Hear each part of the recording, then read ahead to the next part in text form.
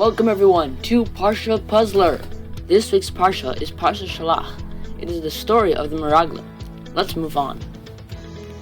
Hashem allows Moshe to send 11 spies to Eretz Canaan, now known as Eretz Yisrael, to check it out and see where the best place to start attacking is. Also, so they can bring back a sample of the produce there. The spies spent 40 days in the land. They came back and said that the land was flowing with milk and honey. But there was one problem. The spies started making Eretz Canaan look bad. Even though they did say true statements, they scared everyone. How? Simple. The people were giants. Even their fruit was humongous. They brought back huge grapes and pomegranates to prove this. Then, all the Yidden started to compare it being impossible to conquer Eretz Canaan.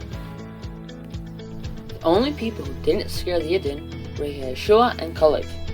The Yidden didn't like what they were saying, so they chased them away. Hashem wanted to get rid of all the Yidden, but Moshe defended them, saying that if Hashem would get rid of all the Yidden, people would think that Hashem couldn't get the Yidden into Eretz Yisrael, so Hashem had to destroy the Yidden. Therefore, Hashem did not destroy the Yidden. Instead, Hashem had a different punishment for the Yidden. They would have to wander through the desert for another 40 years, and that generation would not get into Eretz Canaan. Then, a group of Yidden decided to go into Eretz Canaan by themselves. This group lost in war against the people in Eretz Canaan. Then, the Torah tells us about someone who promises to bring a carbon. They list all the things that go with that carbon.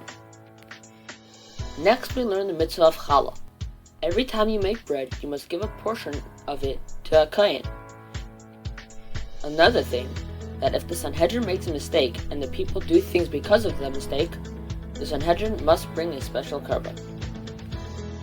In the last part of the Parsha, learn what happens to someone who swears by the Zara or is Mechalel Shabbos, whether on purpose or by mistake. We also learn the mitzvah of tzitzis, both strings on every four-cornered garment to remind us to fulfill all the mitzvahs of Hashem.